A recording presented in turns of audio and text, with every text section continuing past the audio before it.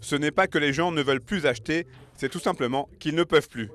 C'est en ces termes assez alarmants que Vincent Davy, le président de la Fédération des promoteurs immobiliers des Alpes, a présenté le bilan d'une année 2023 qui ne restera pas dans les annales du marché des logements neufs sur les bassins chambériens et aixois. Le nombre de réservations baisse, le nombre de mises en chantier, le nombre de mises en vente, mais malgré tout les prix augmentent en fait. Plus vous réduisez l'offre de logements disponibles à l'offre, plus forcément ça fait monter les prix. 2022 était déjà compliqué, on n'avait pas suffisamment de logements à commercialiser, et là 2023 c'est clairement un effondrement des réservations, et donc c'est très compliqué de positiver les messages. Les messages sont vraiment pas bons. La seule peut-être note positive qu'on pourrait avoir, c'est quand les taux d'intérêt des crédits immobiliers devraient baisser sur 2024 et devraient resolvabiliser une partie de nos clients.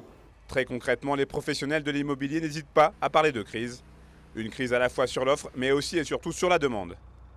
C'est même là tout le paradoxe de la situation, car cette partie du département de la Savoie reste un territoire très dynamique. On a de véritables bassins d'emploi parce qu'on a aussi une vraie qualité de vie. Donc on a un territoire qui est attractif avec des activités économiques qui continuent d'attirer les clients, enfin d'attirer nos clients effectivement et d'attirer les gens pour venir vivre sur nos territoires. La difficulté du marché de la promotion immobilière neuve a une répercussion sur l'ensemble des marchés immobiliers, que ce soit de la transaction ou de la location. Ce qu'on espère surtout en 2024, c'est retrouver des primo-accédants qui vont pouvoir commencer leur parcours résidentiel. Pour le marché du logement neuf en Savoie, cette année 2024 sera donc tout particulièrement scrutée.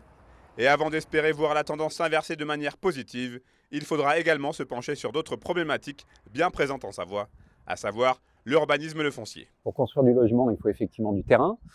Et pour avoir du terrain, il y a deux composantes. Il faut avoir des propriétaires qui vendent d'une part, mais il faut avoir aussi des règlements d'urbanisme qui nous permettent de construire et de densifier ces terrains-là.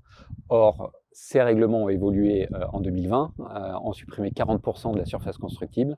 Et donc, de fait, ça se retrouve aujourd'hui, puisqu'effectivement, on a moins de fonciers sur lesquels on peut densifier. Deux chiffres pourraient résumer parfaitement cet annus horribilis du secteur immobilier en Savoie. Moins 34% de réservations en un an de logements neufs sur le territoire de Grand Lac. Sur Grand Chambéry, ce taux s'élève même à 36%.